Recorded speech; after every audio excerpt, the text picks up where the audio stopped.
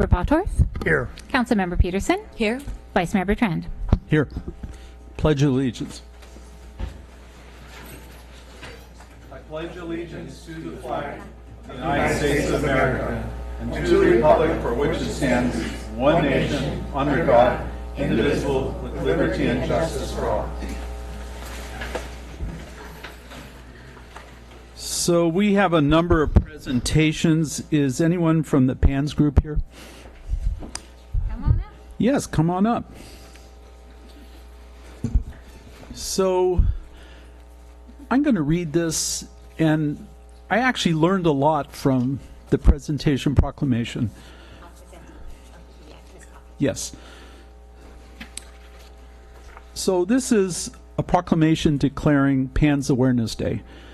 Whereas pediatric acute onset neuropsychiatric syndrome, or PANS, is an inflammation of a child's brain triggered by faulty immune response, the afflicted child quickly begins to exhibit symptoms such as obsessive compulsive disorder, severe restrictive eating, anxiety, tics, personality changes, decline in math, handwriting abilities, and more.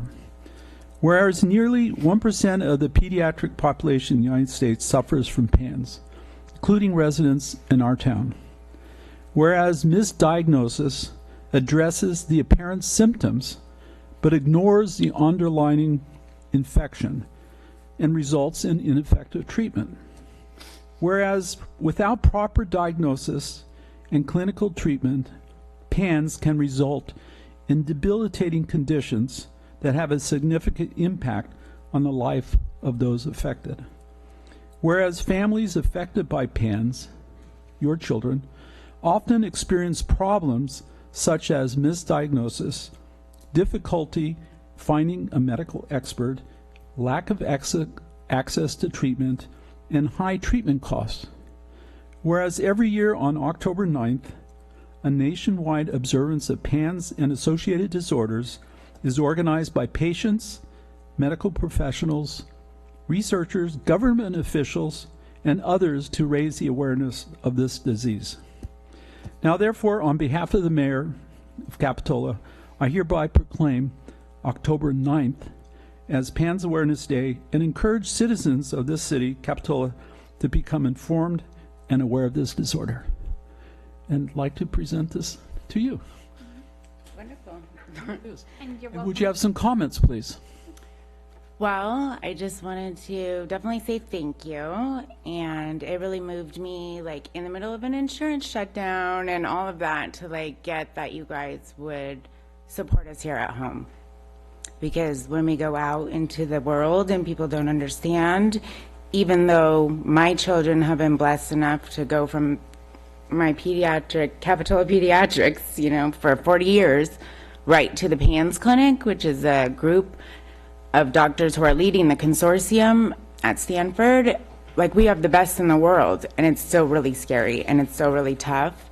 And my children's symptoms are well managed, and we still don't have a lot of support. So it's really wonderful that, like, I feel like here at home that you guys are willing to be like one of the leaders and follow the state and support us, you know, in a very scary time. Like, I've been a mother for 21 years and I haven't heard of anything like it. And in 2014, my now 11-year-old was said to be permanently disabled, that he would never ride a bike, he would never swim, yet he's been a junior guard now, and he just performed, like, he's performing his first performance as a professional actor with the San Francisco Opera, right? Like, so how can I say that, like, with my son, it's like rheumatic fever and it attacked his muscles.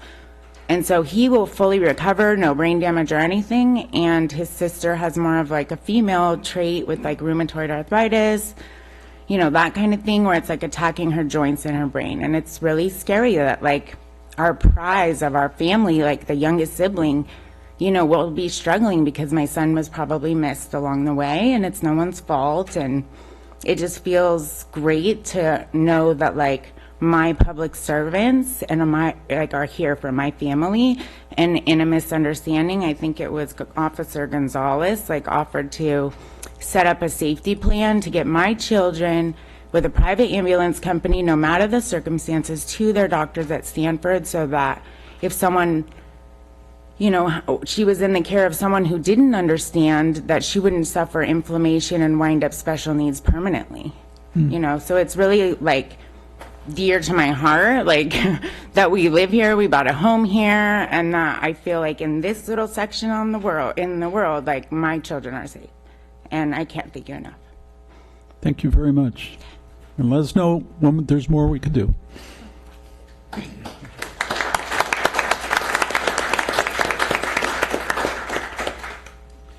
So I'd like a report out from closed session. Oh, excuse me. We have the Pink Patch Project. Sergeant?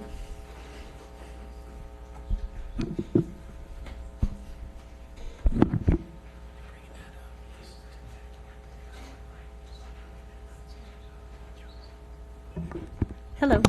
Hello. For those of you that don't know me and I have my back turned to you, my name is Sarah Ryan. I'm a sergeant with the Capitola Police Department. I'm here this evening to introduce our second year in participating in the Pink Patch Project. Say that fast a few times. The Pink Patch Project is a campaign to create public awareness and bring attention to the fight against breast cancer and to support cancer research organizations in combating against this devastating disease. The purpose of the Pink Patch Project is to raise awareness about breast cancer and the importance of early detection and treatment. It's also to raise funds for cancer research, treatment, and education. And part of the way that we do that, sorry, I'm actually on duty right now. Part of the way that we do that is by wearing these commemorative patches and selling them. Last year was our first year in participating in this campaign, and we were able to raise $13,000 for Women Care, which is located in Soquel. For those of you that may not know what Women Care is, it's a safe haven for women with any type of cancer to find mutual support, find people with shared experiences, or just open hearts. So beginning October 1st, we will be wearing the pink patches that I'm demonstrating in front of you tonight, and we'll once again be displaying them for the entire month of October to honor cancer patients, survivors, and their family members. The patches can be actually purchased through the police department, and people can go on our website to find them. I just wanted to add before I close that in bringing out this uniform, it's exciting, and pulling it out of the back of my locker, I put it on and came out, and first, after my coworkers thought maybe I was confused about what day it is, there's a familiar, nice smile that we share with each other because we get to stand for something that's affected most people's lives. And just prior to coming to this meeting tonight, I ran down to Nob Hill really quick, and I was stopped 3 times in my jolting through the parking lot with people stopping me. So also the kind of the barrier that it breaks between us and the community. Sometimes this uniform isn't very inviting, but the pink patches really kind of bring a level of conversation and a familiar feeling between us and the community. So it's really nice to be a part of it again for the second year, and to share that excitement with the community and then also just amongst our departments. So thank you for your support. Thank you to the community for the support, and spread the word. Thank you, Sergeant, and thanks for the department for putting this together, second year in a row, and I hope it continues. Thank you. Thanks, Sarah. All right, thanks.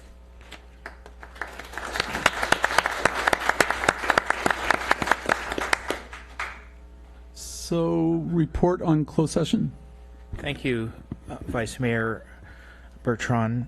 The council had 3 items that they discussed in closed session this evening. All council members were present except for Council Member Harlan, who is ill. The council discussed with Larry Laurent and the city manager the ongoing negotiations with the Capitola Police Officers Association. Our negotiators provided the council with an update on those negotiations, and the council gave instructions with regard to ongoing negotiations, but took no reportable action out of closed session. Secondly, the council discussed the City of Capitola versus Linda Freedy, Gail Pellerin, the Greenway litigation concerning the trestle. The council authorized but did not direct the city attorney to file an appeal in that matter. And finally, the council discussed an item of anticipated litigation in closed session where the city has been threatened with a lawsuit. They heard from the city attorney, Anthony Condotti, and the city manager, and gave the city attorney and city manager instructions with regard to that particular matter, but took no reportable action in closed session. And that's the end of my oral report. Thank you. Thank you. So with that, we'll move on to the city clerk. Are there additional materials? Yes, we received 8 public comment items for item 9A, emails in support of the project. Thank you. With that, do we have any additions and deletions to the agenda? Staff has no changes this evening. Okay, so we're now at public comments. This is a time for oral communications for anyone in the public that's here on items not on the agenda. You have 3 minutes to speak, and if there's a huge line of people, it doesn't go for longer than 30 minutes. Are there any people from the audience that would like to speak on items that are not on the agenda tonight? I see someone getting ready to come up. Is that true? No? Okay. No one is here to speak on items, so we'll move on to City Council Treasurer and staff reports. Peter Wilk? Nothing this month. Okay. Anyone else from City Council here? I have a comment, but I think I'm actually going to pull an item on the consent agenda, so I'll wait until then. Okay. Would you hand me that box over there? It's right in front of your cup. Yeah, okay. Kristen? Yeah, we have received an invitation from a small coastal town in Mexico about the same size as Capitola to enter into a sister cities partnership with them, and I would like to ask for that to be on a future agenda for us to consider joining that sister city partnership. Okay, I have 2 items.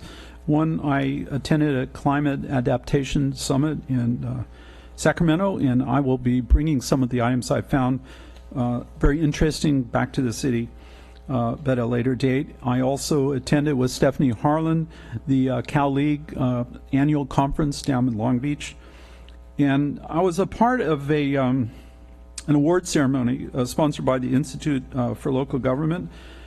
So I'd like to announce that the City of Capitola has received a platinum level award from this institution. It's the highest level award for reducing community greenhouse gas by 26%.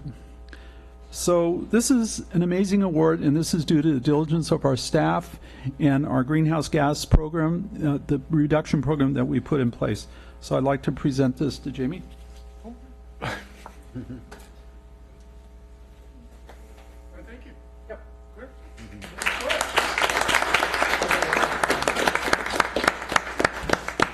So we have additional comments from Ed.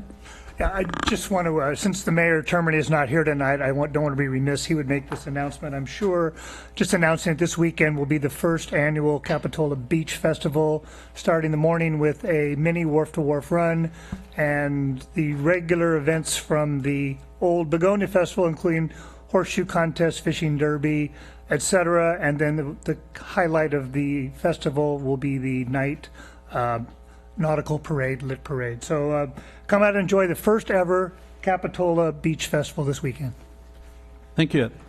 So we're moving on to the consent agenda, and you said you want to We have just very quick. Yeah, another announcement. I'm sorry. Quickly, next week on Wednesday, the 3rd at 7 p.m. here in the chambers, the Capitola SoCal Chamber of Commerce will be hosting the Candidates Forum. So the community is invited to come and hear from each of the candidates running for City Council. They are also invited to submit questions ahead of time, so they can either email or call the Capitola Chamber with any questions they would like posed for the candidates. And the other election-related item is, as the council will recall, in August you authorized electronic campaign filing. Today is the first deadline under that new program, and there is a link up on our website, so the community can just click on that and access all of the different campaign committee filings and see where our candidates are getting and spending their money. Thank you, Linda. Okay. So are we ready to pull On the items from the consent, consent? I would like to pull, or don't need to pull it, actually. I just have a question. Can probably be answered really quickly by the finance director for item D. You get the finance director?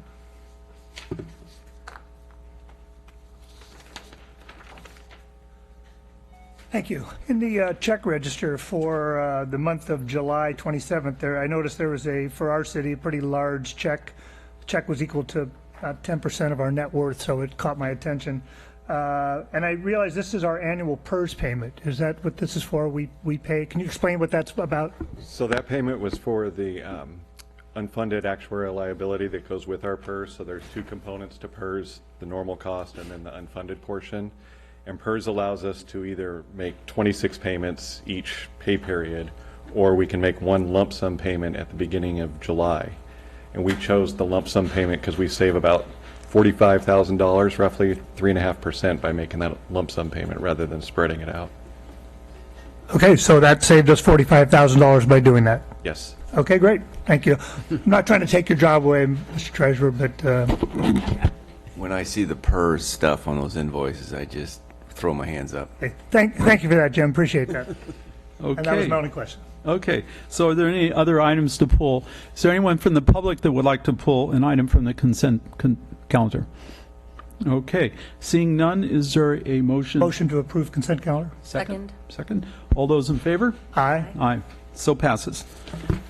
So now we're moving on to the regular agenda, government agenda, and we're here to consider an appeal of the Planning Commission's approval of design permit variance and coastal development permit for application 18-0184, a property at 205 Magellan. So do we have a staff report? We do. Thank you, Mr. Vice Mayor Bertrand and Council. This item is an appeal of the Planning Commission's approval of a design permit and variance for 205 Magellan Street. So I'm going to start tonight, just so you know, with a little overview of the project that went to Planning Commission, and then I'll get into the appeal so that you have a better understanding of what's being appealed. The applicant is applying for a design permit to add 1,366 square feet of first and second story additions to an existing non-conforming single-family residence in the R1 single-family residential zoning district. The application includes a request for a variance for the 80% permissible structural alteration limit for non-conforming structures, which I will explain later because I know that's a big title. This is the existing one-story residence in the Cliffwood Heights neighborhood. The project includes the conversion of the existing garage into a master bedroom and a major interior remodel. The proposed first-story additions include a new two-car garage and a new covered porch, indicated here. The proposed second-story addition includes a family room, one bathroom, and a small rear deck. The proposed roof will have multiple gable ends on the first and second story with gable windows and vents. And the applicant is proposing board and batten siding for the first and second story of the new structure, creating a uniform look. The project is non-conforming because 21 feet of the existing garage encroach approximately 13 inches into the side setback, as highlighted in red here, on the existing home on the left and the proposed home on the right. Based on that nonconformity, the project is subject to Capitola Municipal Code Section 17.72.070 for permissible structural alterations. That code section states that if the cost of the improvements exceed 80% of the present fair market value of the structure, the proposed structural alterations may not be made. For the proposed project, the proposed structural changes are 99.5% of the existing structure. Therefore, the applicant requested a variance for the 80% standard.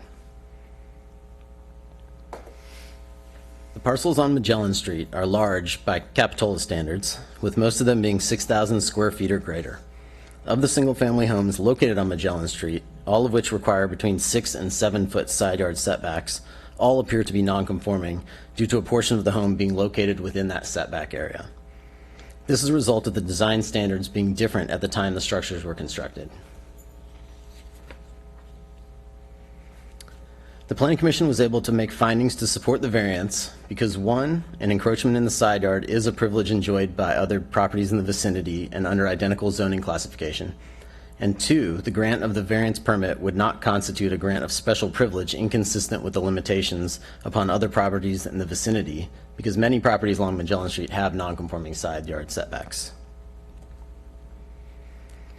On July 19, 2018, the Planning Commission approved the variance and design permit for 205 Magellan Street in a 3-2 vote with the condition that the second-story rear deck shall never be extended. On August 1st, 2018, the city received one appeal of the Planning Commission decision from Terry Sterling, owner of the adjacent property at 201 Magellan Street. The appeal by the neighboring property owner lists concerns with the second-story window height, the second-story rear deck, fire safety, and the basis for the variance. The appellant identified privacy concerns related to the second-story window height. The appellant requested that the second-story window height be at least 5 feet 6 inches from the finished floor to protect the privacy of the neighboring backyard. As proposed, the second-story windows are 4 feet 9 inches from the finished floor, as indicated here. Also of note, the required second-story side setback for 205 Magellan Street is 9 feet, but in order to respect the privacy of the neighboring property, the wall of the second-story addition is located 11 feet from the side property line. There's also a 35-foot-tall plum tree on the appellant's property adjacent to the property line. These are photos from the approximate location of the second and third rear window of the proposed second story at a height of 6 feet to demonstrate the view from where those windows would be. The proposal includes a 3-foot 6-inch by 16-foot 2-inch second-story rear deck that would be located 11 feet from the side property line and 32 feet from the rear property line. The appellant cited concerns about noise and second-story rear decks being a problem in residential areas.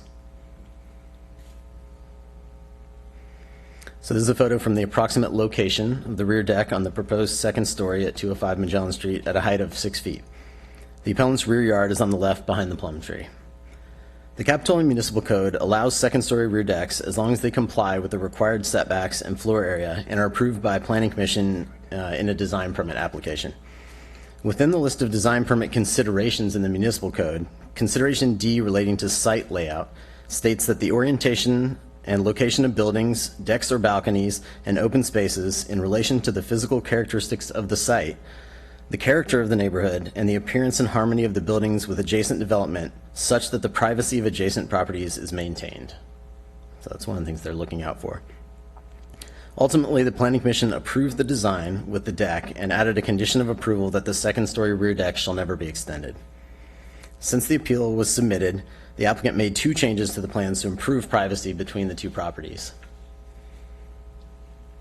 The applicant has proposed 2 feet of lattice at the top of the existing 6-foot side yard fence, as indicated there in yellow. And on the picture below there, I don't know if you just saw that pop in, but this area of hedge here, they plan to add a fast-growing hedge along the fence between the plum tree and the neighboring hedge. And they are willing to extend that across the area currently occupied by the plum tree if that is ever to be removed. The appellant also identified fire safety concerns related to her chimney being lower than the proposed second-story addition. Building official Robin Woodman reviewed the project and determined that based on the clearances described in both the California Residential Code and the California Mechanical Code, the appellant's chimney being lower than the proposed second-story addition is not an issue.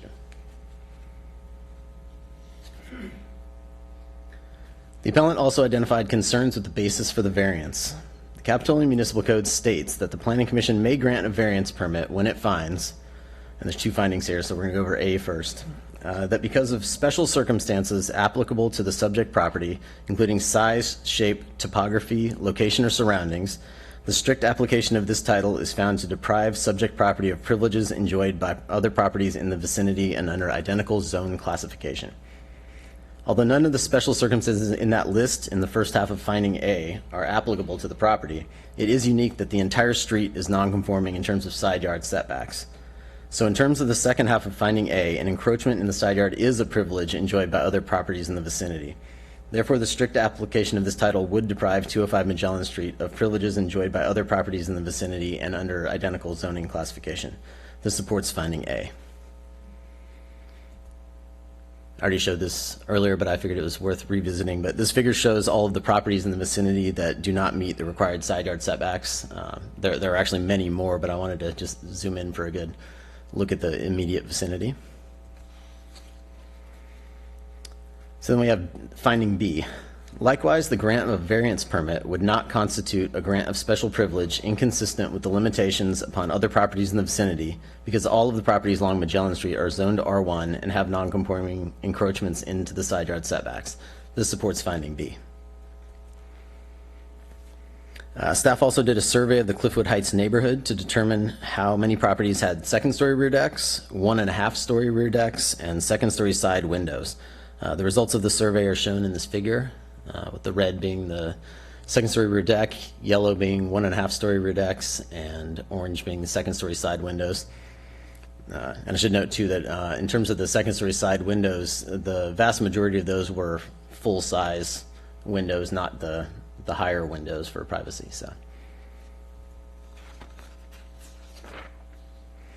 So staff recommends that City Council uphold Planning Commission's decision to approve project application 18-0184 for 205 Magellan Street as conditioned. Thank you. Are there any questions of staff? No.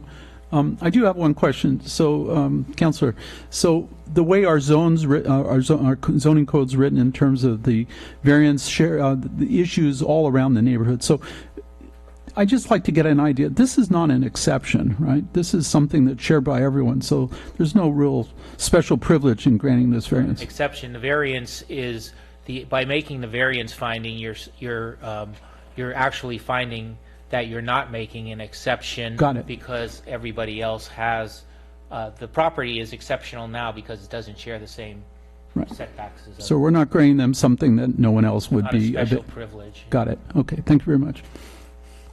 So, I'd like to hear from the parties, the pellet and the person who's from 205 that's made the application. So would the people, I guess the appellant first and then from 205, okay?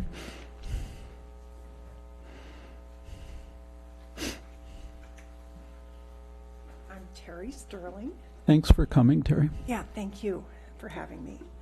And I am considering the privacy of my property. I've owned it for 34, and I love that house. It's been a very meaningful location.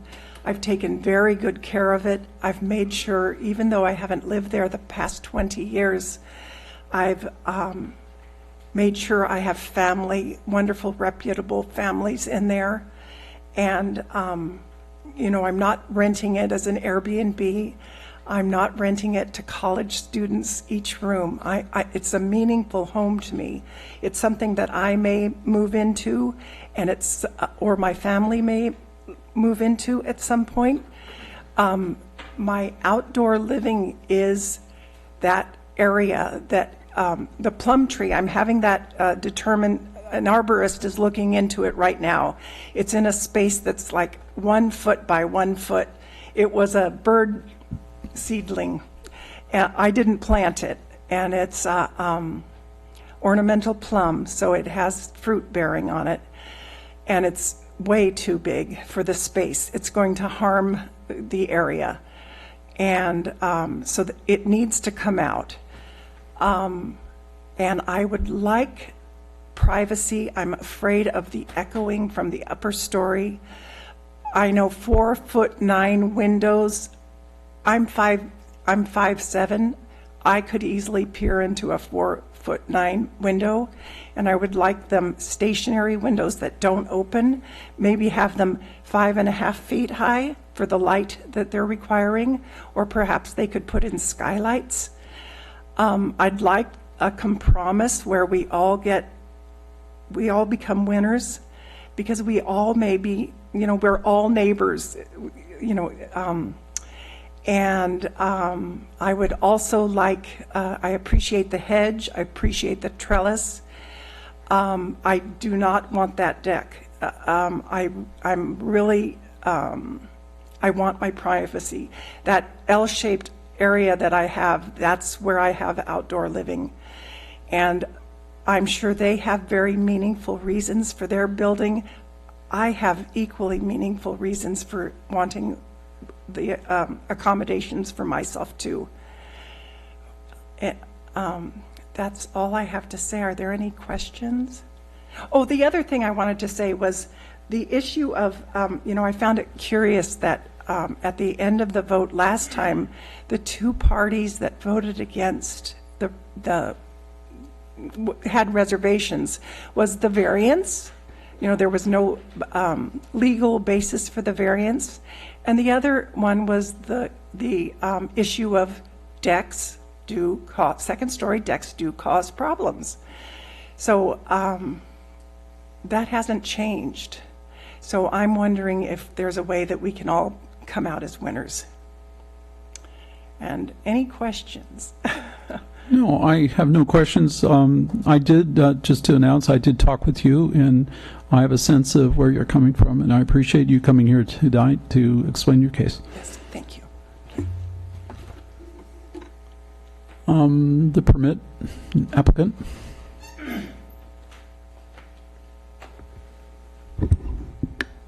Hello, thank you. My name is Scott Harway, and with my wife Minnie we've lived in Capitola for 16 years.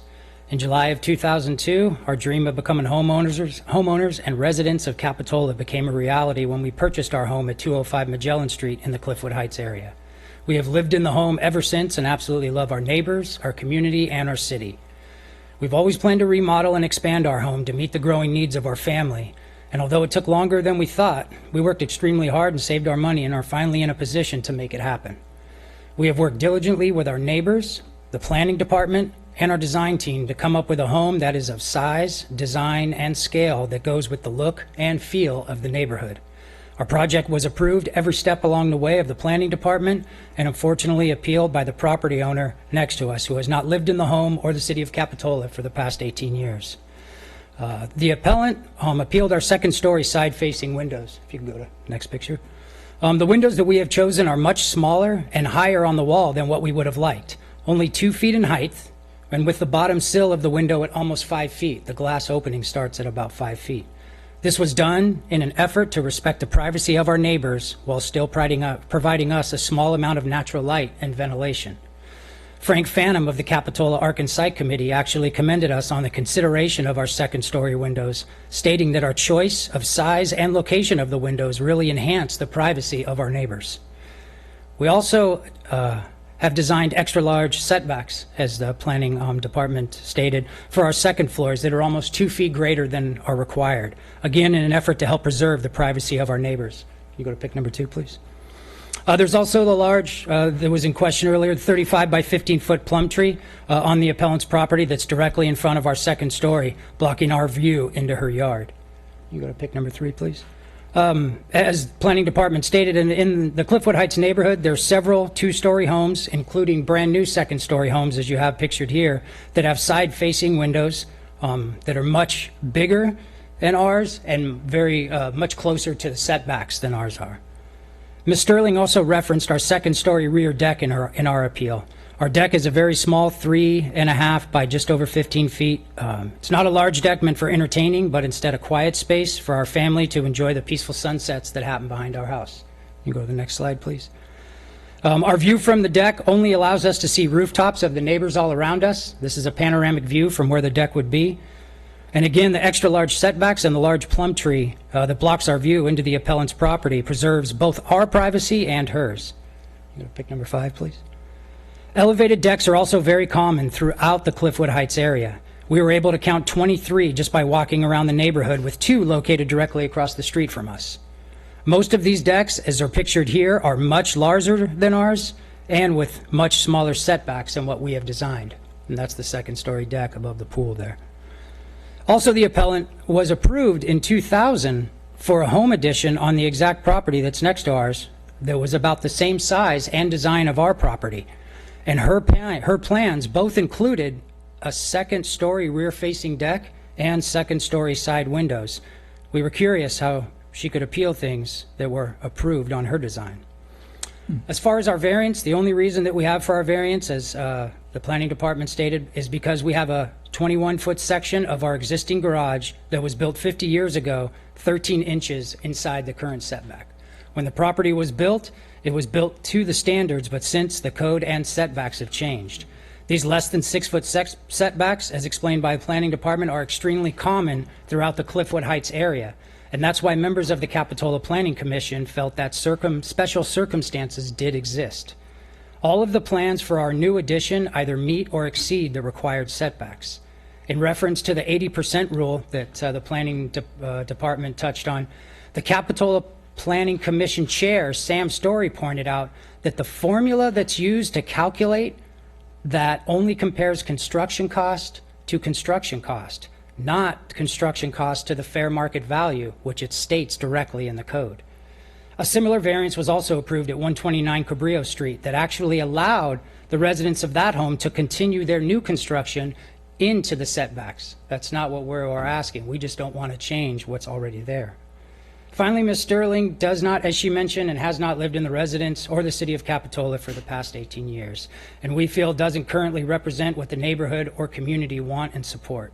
We've worked collaboratively with our neighbors when designing our plans, and we have several letters of support from our neighbors. Plenty of copies were sent to you guys and in the consent agenda. In an effort to appease the appellant and to agree with Ms. Sterling that we are a community that needs to get along, we have agreed, as the planning department said, to include the 2 foot of lattice up to the maximum fence height allowance between our two properties in an effort to preserve her privacy, and also add some examples of some fast-growing privacy hedges between the two properties as well. We ask that you, the Capitola City Council members, agree with our neighbors, agree with the Capitola Planning recommendation of approval, and the Capitola Planning Commission vote of approval, and officially approve our plans. Thank you. Is there anyone from the audience who would like to speak to this agenda item? Please come forward.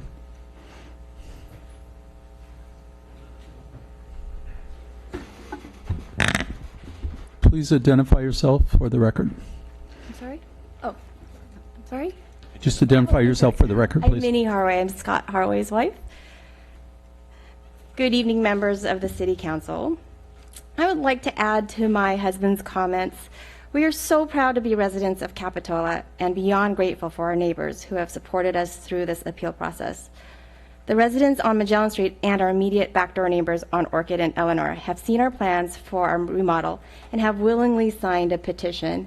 And Mr. Orrock, if you can see that picture of the petition, and it states, "We, the neighbors of Scott and Minnie Harway, petition to agree with the City of Capitola Planning Department's recommendation of approval and the Planning Commission's vote of approval to grant them the design permit and variance for their first and second story addition to their home at 205 Magellan Street. We have reviewed their plans and feel that it will be a positive change to our neighborhood, both economically and aesthetically. We ask that the City Council of Capitola reject the appeal made by Terry Sterling and grant Scott and Minnie Harway's permit and variance." So if you see on the next picture, everything in green are all the homes on Magellan Street. And those are all the residents who signed that petition, so you can see every resident. And just 2 minutes before this meeting started, that white one, we contacted the owner, and she's on board too. We are active members of our community. We have countless days of volunteering at events. Our local schools, Capitola Junior Guards, which our son represented the team at the regionals this year and placed with 2 medals. I'm a proud mom, I had to throw that in there. We provide our professional services to our community as well. I'm a registered nurse with our regional burn center. I work late nights and come home emotionally and physically exhausted. I'm sorry, I'm a little emotional right now. With that being said, we designed our bedroom to be in the back of the house where our current garage stands, so I can have a little quiet and extra time in the morning to rest away from the normal daily outside noises. The second-story space design in the back of the house where the balcony connects was intended to be a room where I can meditate, practice yoga, and where my children can have the space to study. Again, the space is above where the master bedroom is designed for peace and quiet. These less than 6-foot setbacks are common throughout the Cliffwood Heights neighborhood. We understand that this is a potential problem for anyone in our neighborhood planning on a home addition, and because of the tremendous amount of support we have received from our neighbors, we ask that the City of Capitola perhaps look over the non-conforming setbacks of the Cliffwood Heights neighborhood so that our wonderful neighbors who may have plans in the future to remodel do not have to go through the same ordeal that Scott and I have been facing. Over the past 2 years, we have worked collaboratively with our neighbors, the Capitola Planning Department, and our design team to come up with a design and scale of a home that will be a positive change to our neighborhood and will meet the needs of our family. We ask that you, the Capitola City Council members, agree with our neighbors, the Capitola City Planning Department's recommendation of approval, and the Capitola Planning Commission's vote of approval, and officially approve our plans. Thank you. Thank you.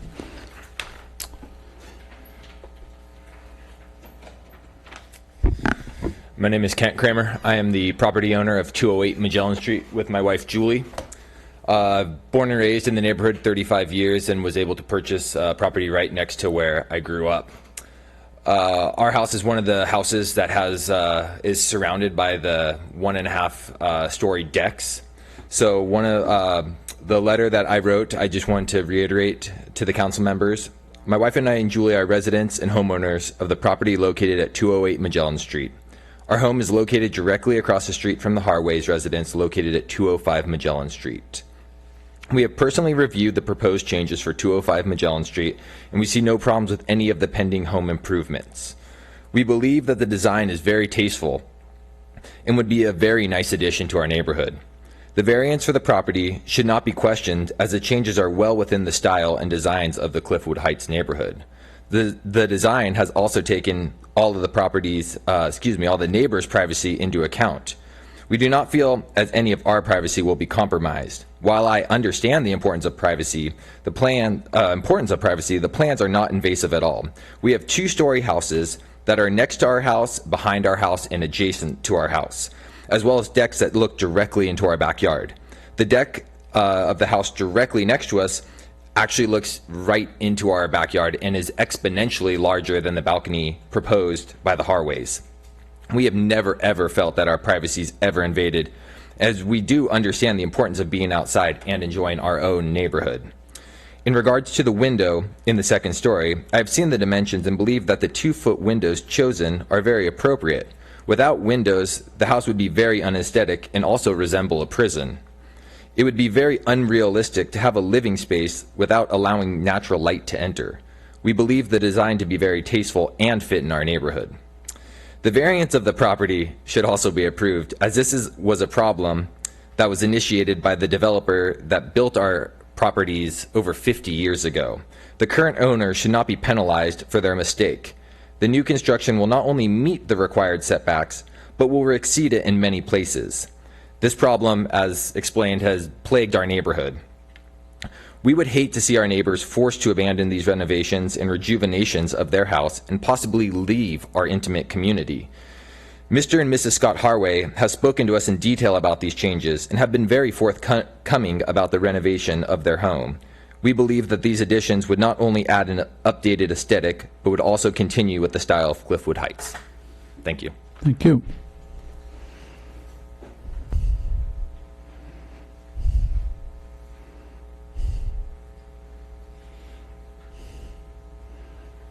Thank you, Councilman. I am Steve Kramer. I live across the street at 204 Magellan Street. Both the remodel and the issue with the windows. I've been there 41 years. I'm not the original owner, but I've been there a long time. Never did a remodel. By the time I realized I wanted one, my children were old enough to have their own homes. So really, I'm here to speak for my daughter. She lives at 153 Sir Francis Court, around the corner. Her and I are co-owners of her home. Her home was purchased 5 years ago, overlooks one of the half decks right behind her. And we have never had an issue with that home. And our property there is 2.5 to 3 feet higher than his property below. So they actually look over the fence right into the homes real easy, and there's never been an issue with those small decks. Had I remodeled my house at 204, they would have had a sun deck put on just like Ms. Sterling wanted, and Scott's done, and everybody else when they did their additions over their garages. They captured the sun. My daughter has a comment that she wrote, and I want to read it aloud to you. It says here, I believe in second-story additions as important as the family grows. The fresh air and the natural sunlight are essential to everybody's day's life. I understand that people need privacy as well. However, the proposed deck on the second story is a small place for a family to unwind and reflect together as the sun sets on each day. And that's kind of what everybody has done. Furthermore, the windows will still be in the second story or downsized to accommodate the privacy of the homeowner, but the windows will still provide that necessary natural sunlight and ventilation. And yes, they're going to be opening windows, so he still has an egress and regress for that emergency where, if God help us, you have to get out of the house and can't get the stairwell. So she also says, I understand that as a homeowner, I respect my neighbor's privacy and would like to respect my privacy. However, I believe homeowners are contesting the remodel at 204, has unrealistic concerns, and has not resided in the home for the past 18 to 20 years. There's a balcony facing outward in her yard, and that's what I just said. So please consider everything that the Haraways have done, everything that they didn't do, but everybody else has done. And we've all respected one another real well in our little community here of Capitola. And I say that as a veteran homeowner there. So please consider what he's asked for. Thank everybody for the work they've done. I was shocked to see that our community that we live in is substandard by today's variances. Thank you very much. Thank you, sir.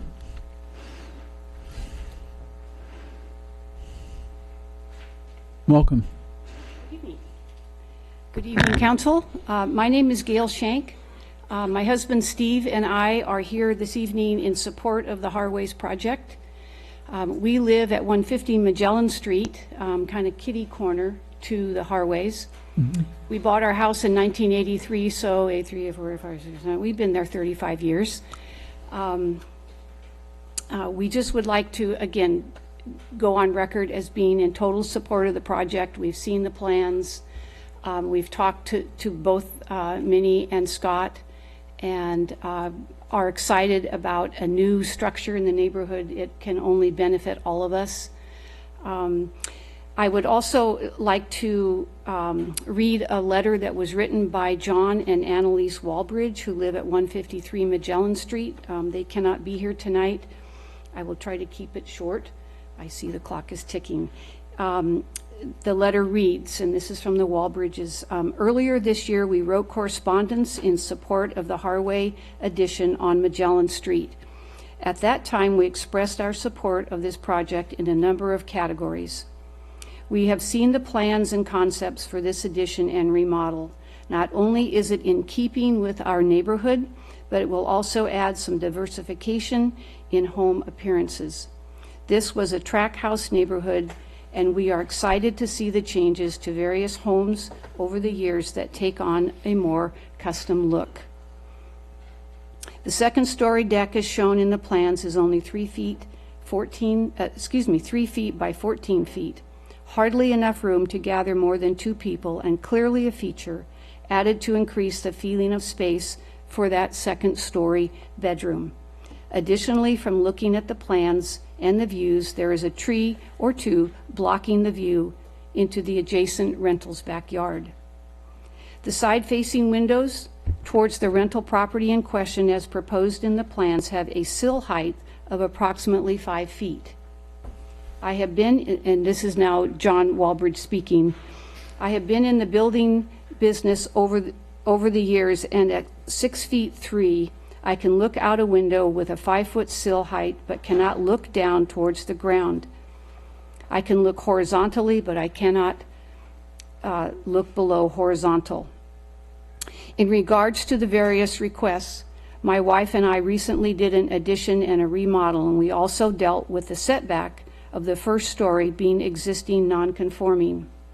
At the time, 4 years ago, the planning department, based on the cost of the remodel compared to new construction, waived the setback requirement, as it would have been completely absurd to move the first story foundation and exterior wall for what? A very few inches of setback.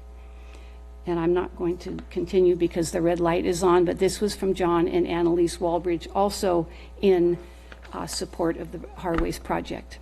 Thank you. Thank you. Any more comments? Please, if you have some comments, we'd love to hear what you have to say.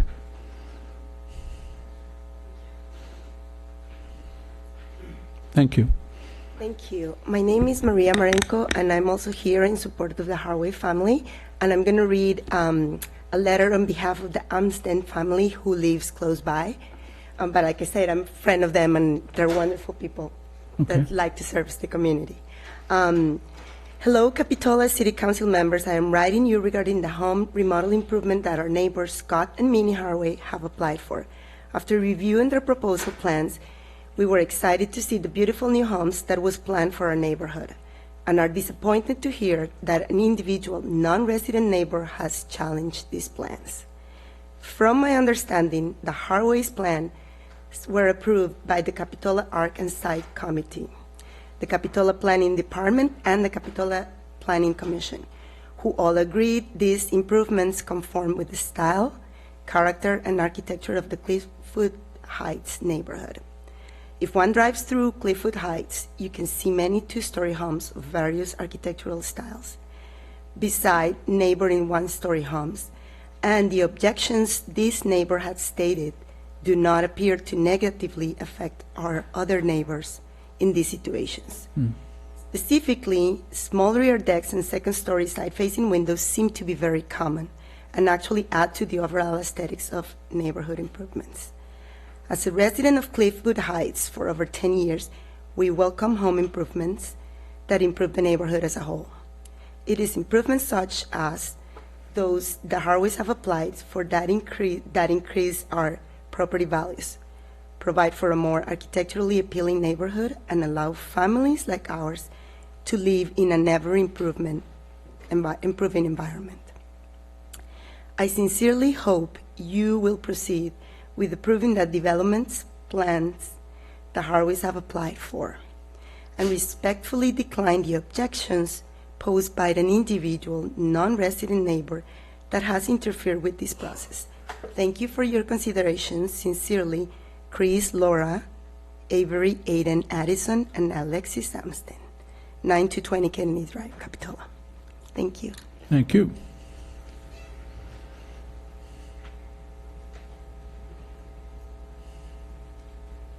Hello. Hi. Hello. My name's Ari Lacine. I'm a local Capitola property owner.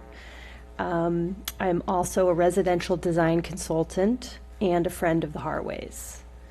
I've been assisting with the interior design and planning of the Harway remodel for over 10 years. I feel close to this project both personally and professionally. Over the many years, we've worked diligently to create a plan that is in keeping with the design and scale of the neighborhood architecture. The Harways have worked closely with their design team to conscientiously follow the rules of the Capitola Planning Department. The Harways are pillars of the community and have saved and thoughtfully planned for this remodel for over 15 years. Scott, as he mentioned earlier, is a local fire captain, and Minnie is a nurse in a burn unit.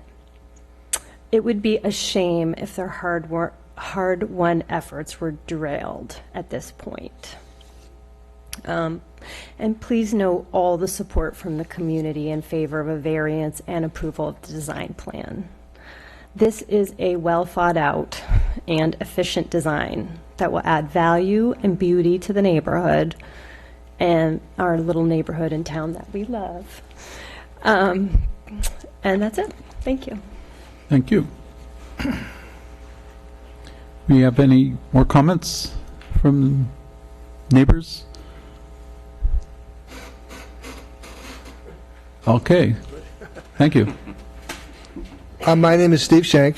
I live at 150 Magellan, and I don't have a whole lot to add other than I would just like to thank Scott and Minnie for doing their project. I have enjoyed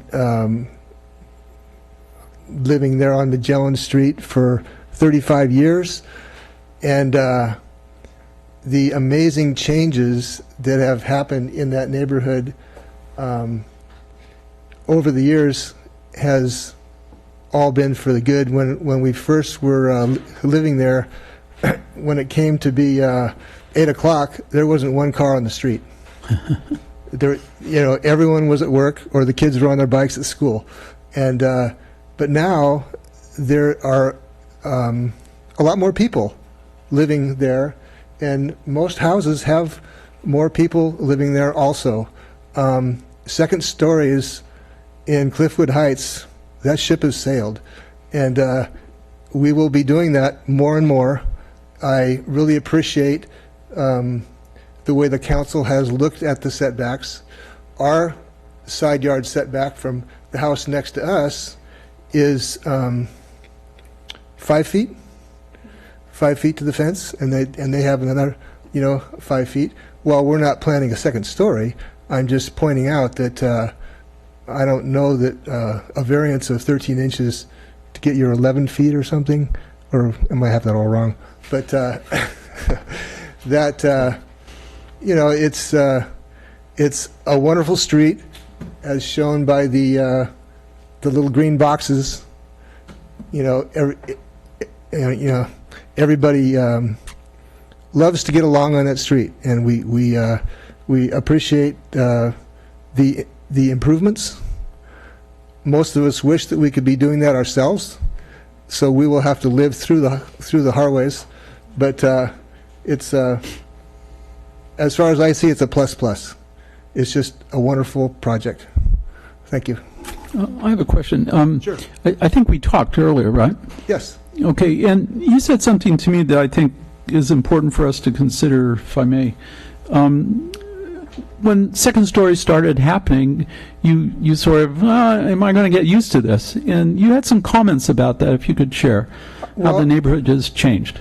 I did, and I, in fact, I attended several Capitola meetings way back when a second story would be coming up, and some of my thoughts were not only privacy in the backyard, but loss of sky, and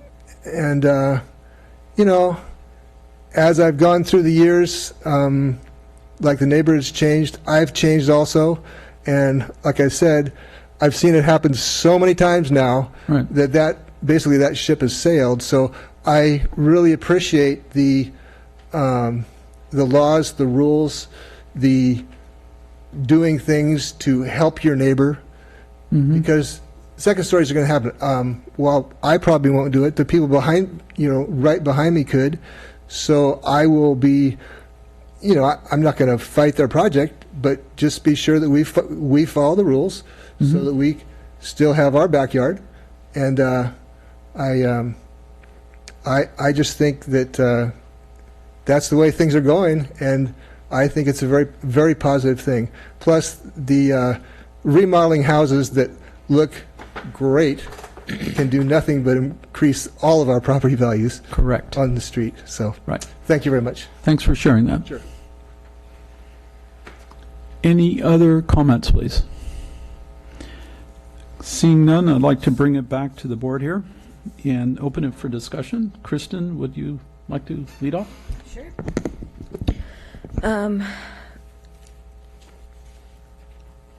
I've received all the emails from people in support of this project, and I'm really kind of happy to see that there's so many of these green boxes, these greenhouses, and signatures of support. I think it's a sign of the community that we live in, and how people kind of want to work together on things that impact our entire community and our entire neighborhood.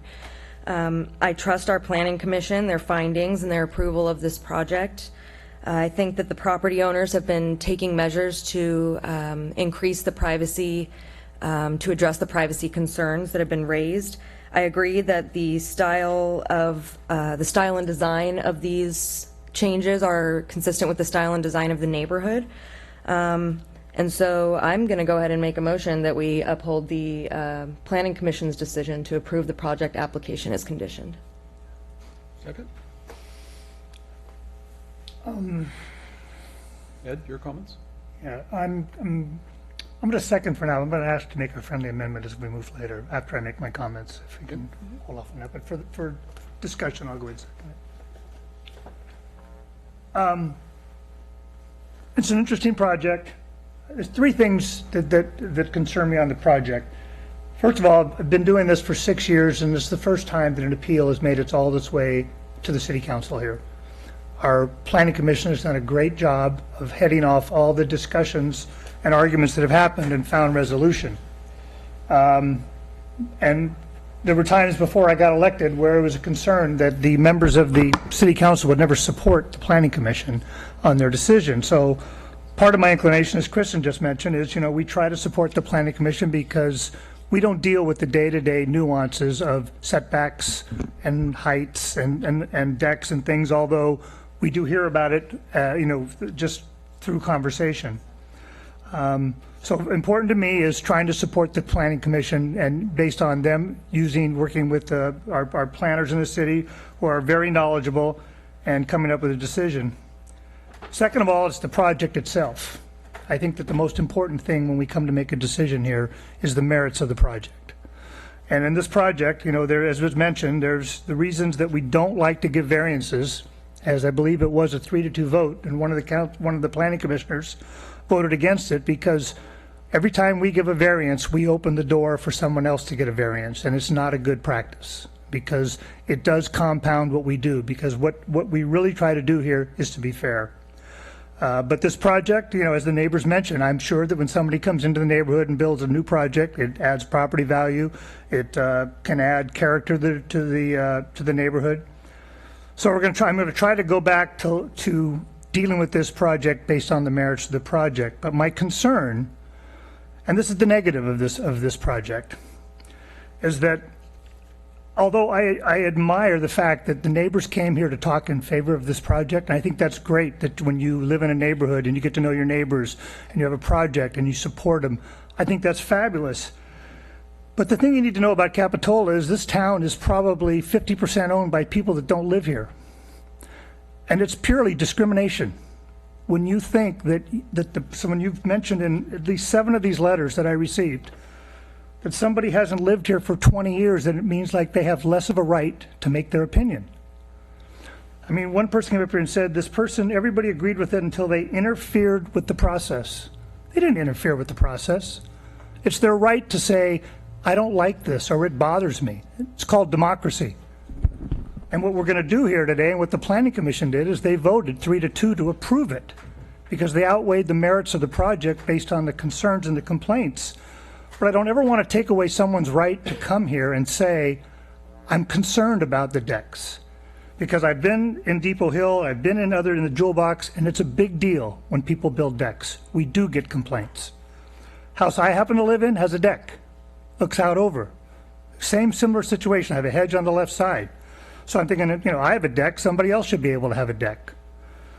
I also have windows on my second story, and they're 5'9" high, which is a little bit higher than 4'9". I can guarantee at 5'9", it's a little tough to look out the window. And when I walked around the neighborhood, what I noticed is a lot of the 2-story houses there have either 1 or no windows on them. That was my experience. And I look at this house, and it has 7 windows on one side, 7 panels, and 3 on the other.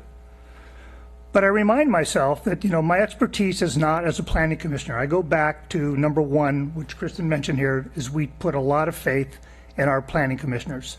And like I said, this was voted 3-2 to pass. And the only reason that one of the commissioners voted against is because he got upset over the variance. And it's obvious that there was a design flaw in this neighborhood with the setbacks being too close. That's nobody's fault, and it makes total sense to overlook that. So when the motion was made, I seconded it. The only thing I'd like to do here is I'd like to make a friendly amendment that requires the applicant to include the lattice as they offered, and the hedge, pittosporum or some kind of fast-growing hedge on that side. I believe you're sincerely trying to make an effort to retain the privacy. I mean, should the plum tree remain? I think it's something you could work out with your neighbor. I think you are trying to be a good neighbor. I think the only lesson I just want to remind you of is just remember that people have a right to give their opinion, and we don't all agree. We sit here at council meetings and we vote 4-1 and 3-2, and we argue our points, but I don't want to discount that. And I appreciate Ms. Sterling for coming here and sharing your concerns. But like I said, if you can accept that friendly amendment. Yeah, so just to clarify, the lattice and the hedges that are suggested that they could put up, you want it to be a requirement. I'm okay with that. And I'll second that motion that I made. Okay. I spent some time talking to Ms. Sterling, and when I approached this issue, I approached it on the design issues and trying to understand the neighbors. Maybe because who I am, I focused a lot on that because I'm in Capitola because I love this place. And when I first walked out to Magellan and talked to the neighbors, it was obvious this was a great neighborhood to live in. I couldn't believe it. Everyone knew each other, they knew their histories, and they cared for each other. I mean, it was great. I wished I was there. But tell you the truth, I live on Monterey, and my neighbors are the same. And that's just a couple of blocks away. I spent a considerable amount of time talking to Ms. Sterling, and I guarantee that if she was your neighbor, you'd like her also. So she doesn't live there, but that's her first home. And I remember my first home. I was just like, am I going to be able to afford it? The earthquake had just happened. There was damage to the house. I mean, I couldn't believe that we bought this house just before an earthquake. I couldn't believe it. But we lived there, and my daughter loved it, and it was our first 10 years of our life together. So I'm sure that if she moved back in her home, you would also welcome her. I also commend you to going around talking to your neighbors and showing the plans and having some discussion about what would work. I also commend you in making changes that accommodate the appellate's some of her concerns. I think that's great. And those are, to me, good signs of a neighbor. I certainly agree with the amendment. I think that will satisfy some of the issues in terms of sightline. So when I first walked on Magellan, I met Steve. I've known him before. I was attracted to the car. I said, what's going on in this guy's garage? I wished I had one of those myself. But anyway, I don't. And my wife wouldn't permit it. But anyway, so I remember when I first moved to my house, you know, the guys next door, they were having parties all the time. And now I tune it out. 20 years later, you know, we're best of friends. And that's what happens when you have neighbors. And you just respect everyone's privacy. You know when you're invited over, you know when it's their private time. And that's what being a good neighbor is. So I think, Ms. Sterling, if you move, I mean, I can't promise for you, but I think they would be great neighbors. I really do. And with that, I'd like to call the motion. Roll call, please. Councilmember Bottorff? Aye. Councilmember Peterson? Aye. And Vice Mayor Bertrand? Aye. Motion passes. Thank you very much for everyone coming here this evening. And as Ed said, this is a democracy, and I think it worked out fine. So next item, item B. This is the first time Chloe is going to be before a city council, and she's going to talk to us about city goals for developing Capitola's social media presence. And we look forward to your presentation. Thank you. I'm a little nervous. Oh, no, not you. Thank you for your patience.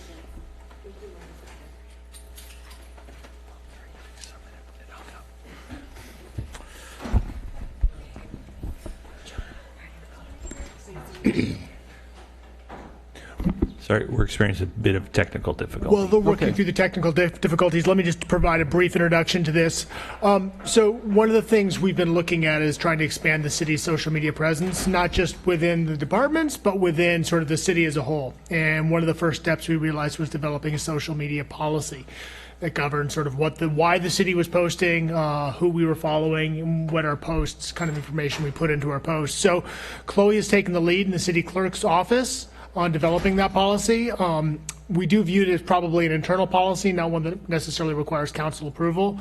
But as we sort of roll out this new social media presence, we wanted to brief the council and get any feedback before finalizing the policy and officially announcing the rollout of the new social media presence. So with that, I will turn it over to Chloe. And I've heard that Chloe is an expert in this area. She is. She's been doing very well at it. Yes, I am. I knew that. Got to lead with confidence, right? Good evening. Thank you for taking the time to listen to this presentation.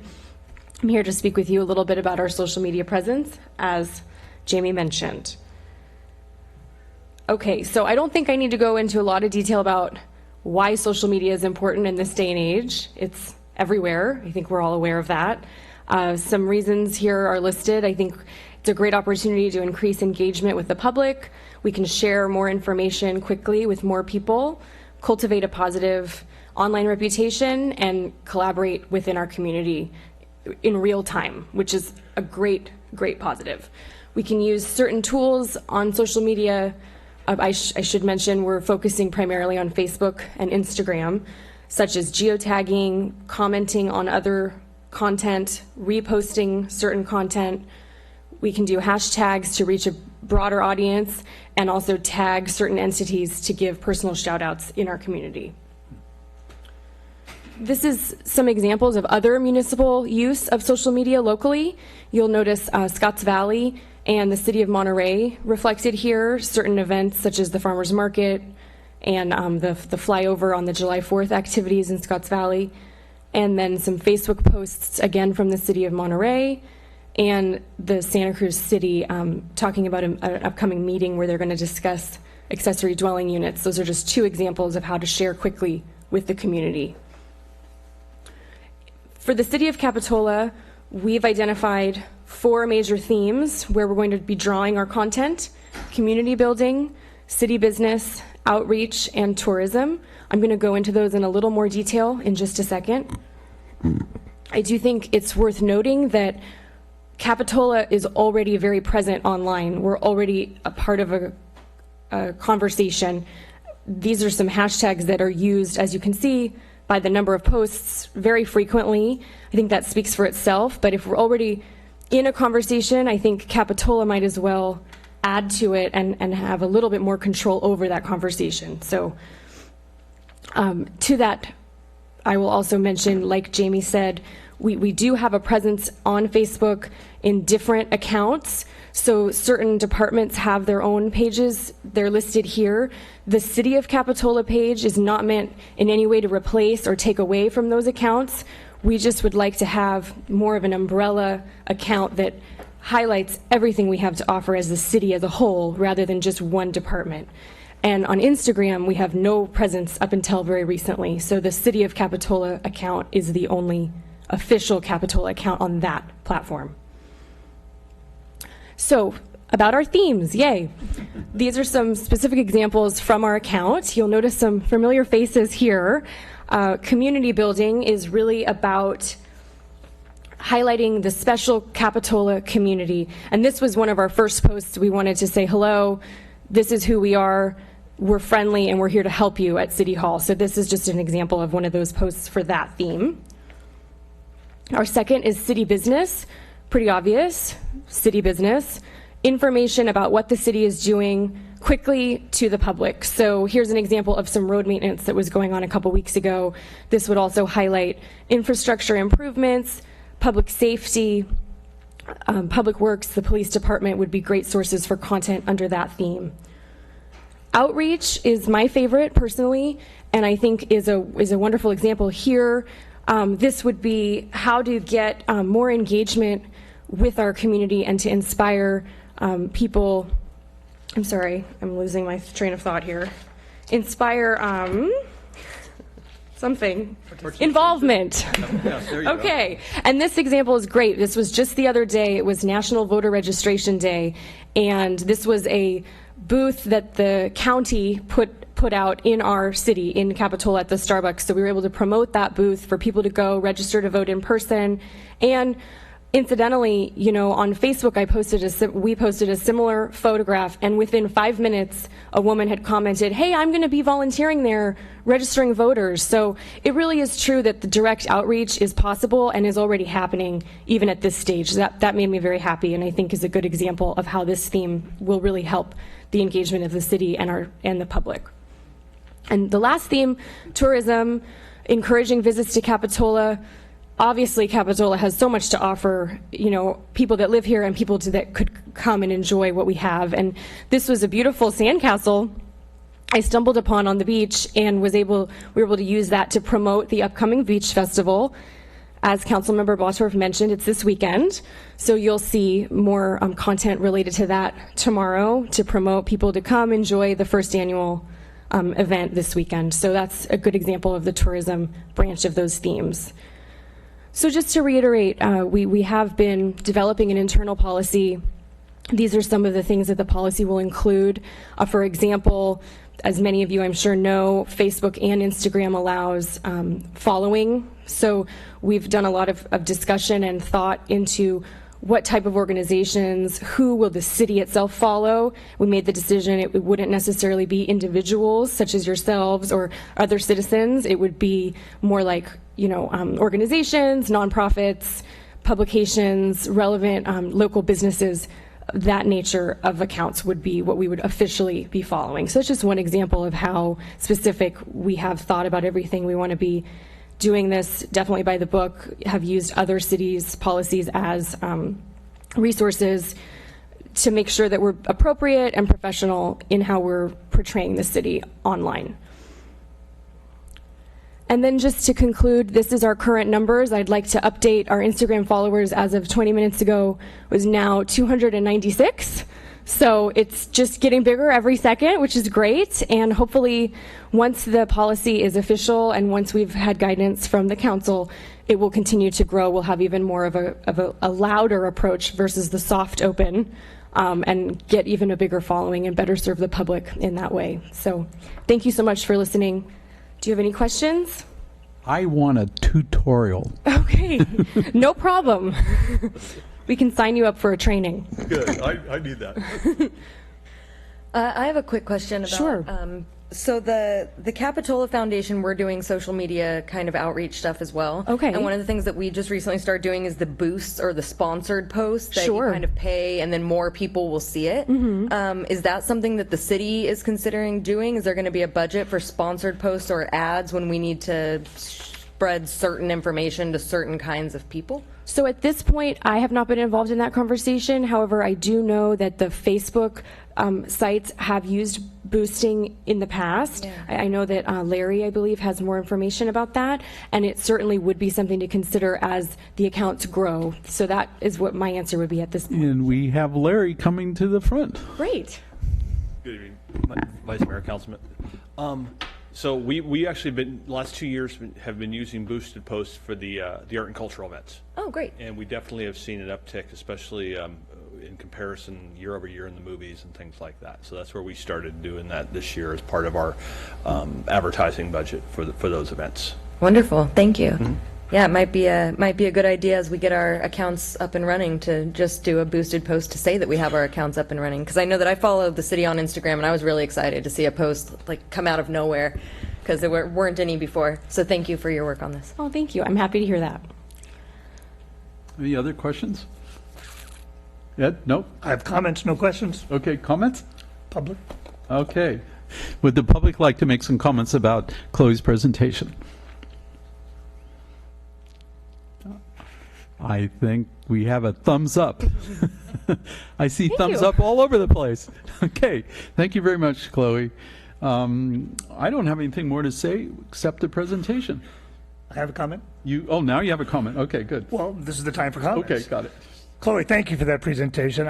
All I can say is it's absolutely long overdue. I was looking at some of the numbers that are posted comparing us to other cities, and we're drastically behind in this game. It's not an area that I'm savvy in, but I realize that it's very important. I was at a BIA meeting, and they were talking about doing some marketing and talking about getting on someone's Instagram who had 30,000 followers. So when I look at our numbers, obviously we're lacking at this, and it's something we can get involved in. The only realistic part of this is I know the city of Fremont took this on, and they hired a full-time personnel to run this. And so there's going to be costs with this. I mean, I know when I look at you, whenever that comes up, and it is a fact, Kristen, you brought it up, there's going to be some costs. I think it's costs that we should incur. I mean, there's got to be a budget to do this. Because somebody's got to monitor this, and if you just can't throw this on, Chloe may be the suspect to take on our Facebook exposure, but there are going to be some costs. But I think that for us, for advertising, for keeping the public aware, whether it's just road maintenance, everything we're doing, I just think this is long overdue. And thank you for finally taking the initiative to get this ball rolling. Okay. All right. Thank you. Thank you very much. So, I think we're at the end of our agenda, and I'd like to end the meeting. Thank you very much for coming, everyone. Bam.